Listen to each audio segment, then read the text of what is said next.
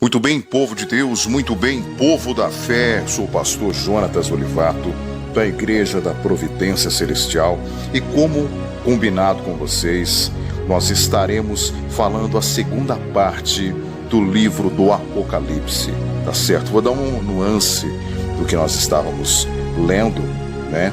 Na segunda-feira, hoje, quarta-feira, estaremos realizando aqui algo mais direcional, em nome de Jesus. Nós sabemos que o livro da Revelação é o livro do Apocalipse, né? E aqui nós vamos falar o que o Espírito Santo diz às igrejas, o que o Senhor tem para nós. E cada igreja representa cada pessoa, tá bem? Não estou falando, não é igreja física, são pessoas que fazem parte do corpo de Cristo. O cabeça é Jesus Cristo e nós somos membros do corpo de Jesus. Amém? Aqui, o Espírito de João subiu e viu e ouviu a revelação por Jesus e pelos anjos. Seu espírito foi arrebatado e no céu recebeu mensagem às 7 igrejas que representam as igrejas daquela época dos apóstolos e também as igrejas dos séculos futuros, né? As igrejas de hoje, as igrejas que conhecemos hoje como as atuais.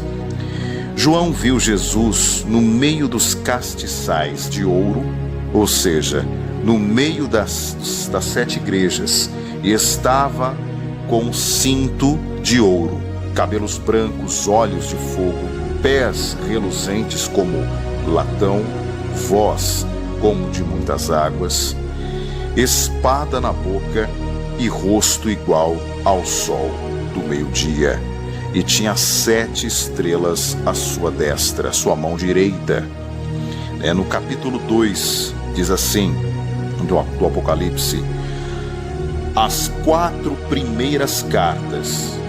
Primeira carta, a primeira igreja, a igreja de Éfeso, representa a igreja dos apóstolos, que começou bem, desanimou e deixou o primeiro amor, recebeu a repreensão para arrepender-se, a fim de poder comer da árvore da vida. Representa o que, irmãos? Representa irmãos desanimados, a igreja desanimada, a igreja que não está mais naquele fogo, que não está mais exercendo a palavra, não está mais naquela chama ardente, né? Arrependa-te e volte à prática das primeiras obras. Igual na palavra de Deus diz assim: ao anjo da igreja em Éfeso escreve, essas coisas diz aquele que conserva na mão direita as 7 estrelas, que anda no meio dos 7 candeeiros de ouro. Conheço as tuas obras, tanto o teu labor como a tua perseverança, e que não podes suportar homens maus, e que puseste à prova os que a si mesmos se declaram apóstolos e não são, e os achastes mentirosos, e tens perseverança, e suportas provas por causa do meu nome, e não te deixastes esmorecer. Tenho, porém, contra ti que abandonaste o teu primeiro amor. Lembra-te, pois, de onde caíste. Arrependa-te e volte à prática das primeiras obras. E se não venho a ti, e removerei do teu lugar o candeeiro, caso não te arrependas. Tens, contudo, a teu favor, que odeias as obras dos nicolaítas, as quais eu também odeio. Quem tem ouvidos, ouça o que o Espírito diz às igrejas. Ao vencedor, dar-lhe-ei que se alimente da árvore da vida, que está no paraíso de Deus. Então entenda uma coisa, povo de Deus. É uma igreja que começou na fé e foi se esmorecendo. Então arrependa-te e volte à prática das primeiras obras. Seja o que você foi no passado, se fortaleça e se direcione. A terceira carta é para Pérgamo. Vamos ler aqui, terceira carta.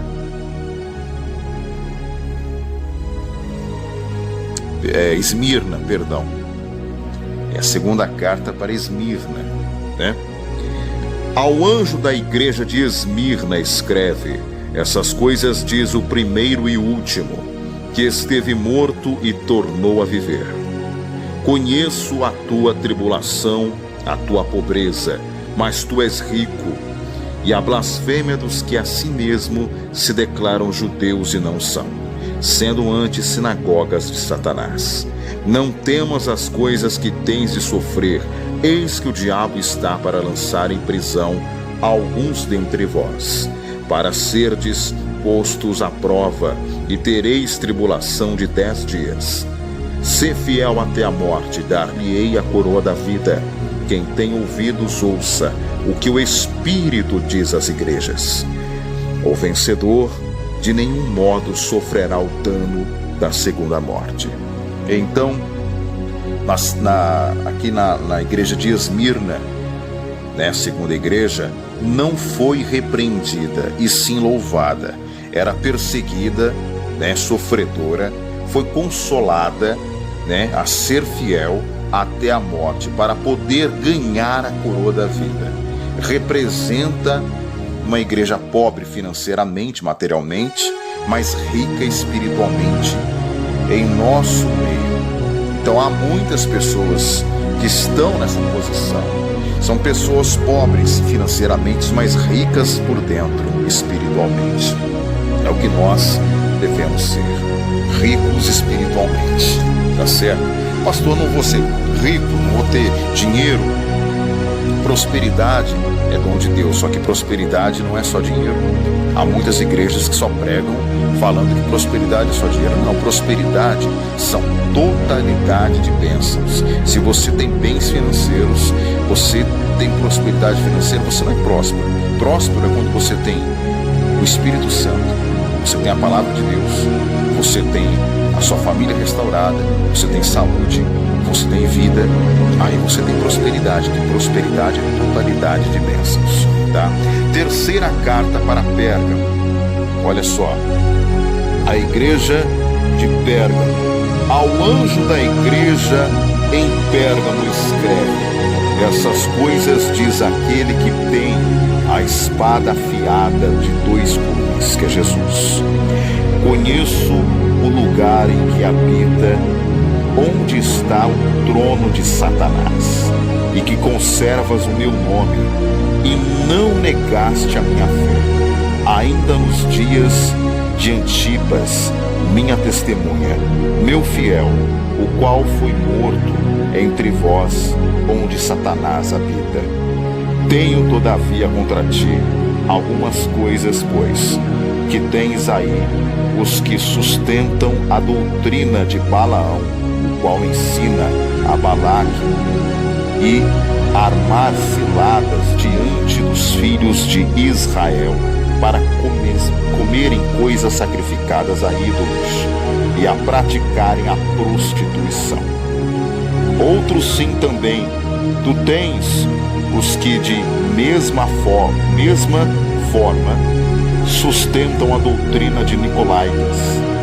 Portanto, arrependa-te, senão venho a ti sem demora, e contra eles pelejarei com a espada da minha boca.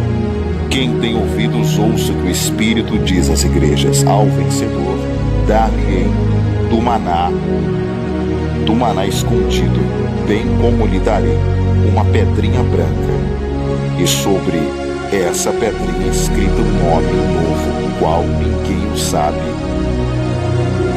exceto a quem recebe. E aqui está dizendo da igreja de Pérgamo.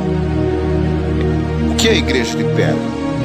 É o retrato de uma pessoa volúvel.